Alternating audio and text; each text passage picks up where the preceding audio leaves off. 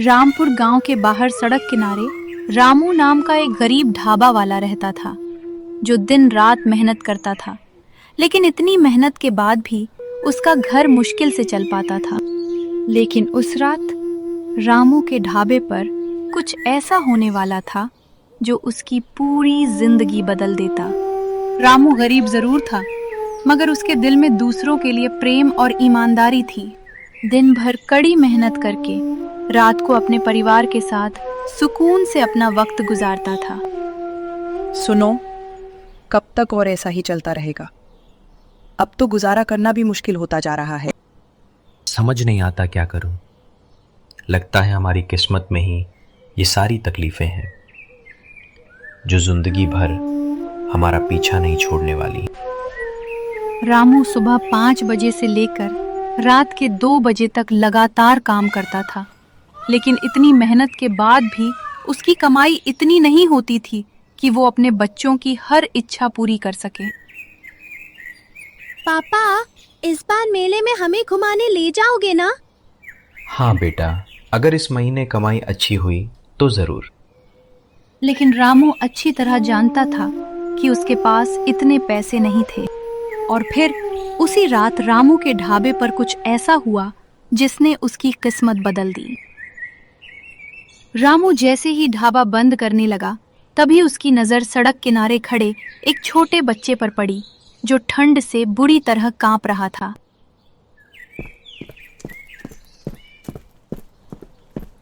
अरे ये बच्चा किसका है?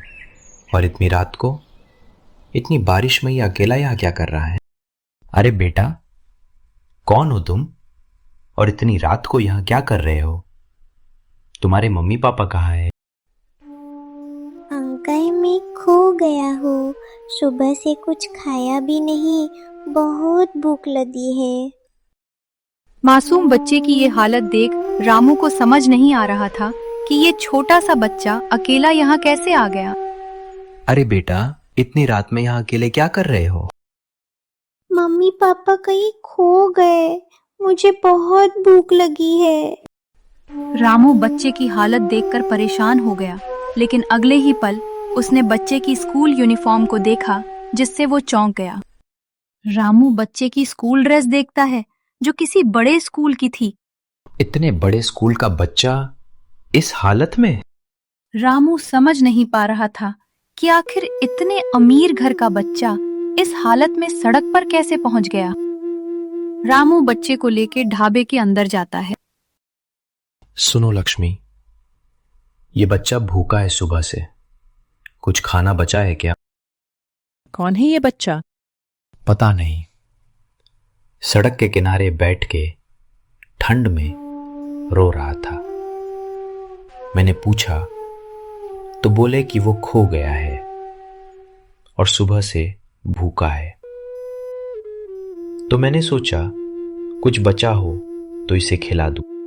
सिर्फ 2 रोटियां ही बची हैं, बंटी के लिए बचा के रखी थी।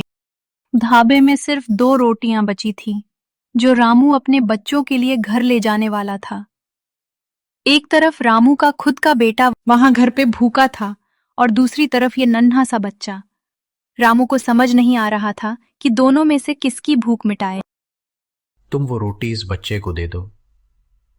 बंटी एक दिन भूखा सो जाएगा। वैसे भी ये कोई नई बात तो नहीं होगी उसके लिए। रामू वो रोटी उस बच्चे को बड़े ही प्यार से खिलाता है। खा ले बेटा, भूखे पेट ठंड ज्यादा लगती है। बच्चा तेजी से खाना खाता है, उसकी आंखों में आंसू छलक पड़ते हैं। बच्चे को खाना खाते देखकर रामू को अपने बचपन के दिन याद आ गए, जब वो खुद कई रात भूखा सोया करता था।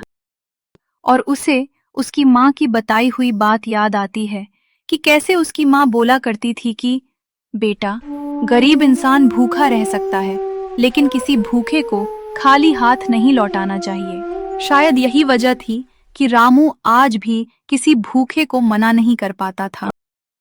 लेकिन रामू को बिल्कुल अंदाजा नहीं था कि जिस बच्चे को वो खाना खिला रहा है, वो कोई मामूली बच्चा नहीं था। लेकिन तभी ढाबे के बाहर अचानक एक बड़ी काली कार आकर रुकी, और उसमें से कुछ लोग बाहर निकलते हैं।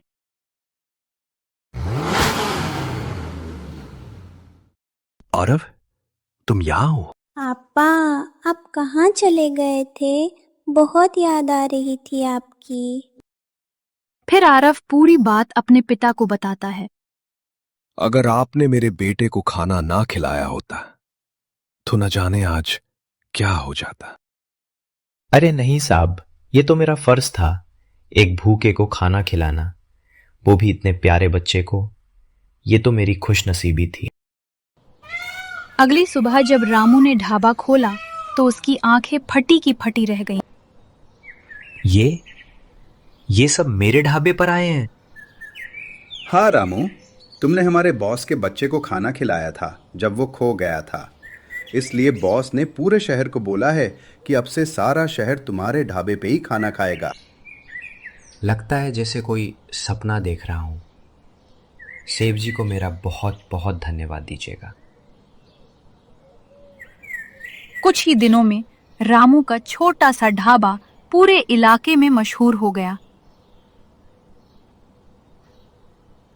अब तो हमारे पास पैसे भी आ गए, फिर भी तुम खुद इतना काम क्यों करते हो?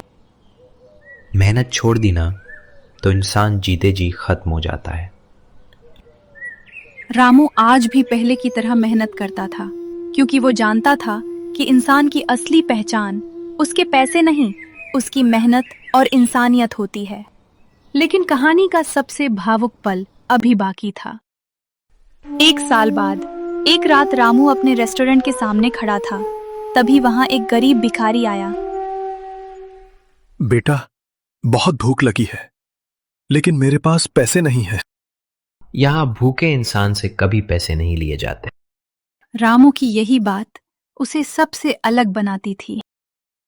उस रात रामू ने सिर्फ 2 रोटियां दी थीं, लेकिन बदले में भगवान ने उसकी पूरी जिंदगी बदल दी। कभी-कभी गरीब इंसान की सबसे बड़ी दौलत उसका दिल होता है।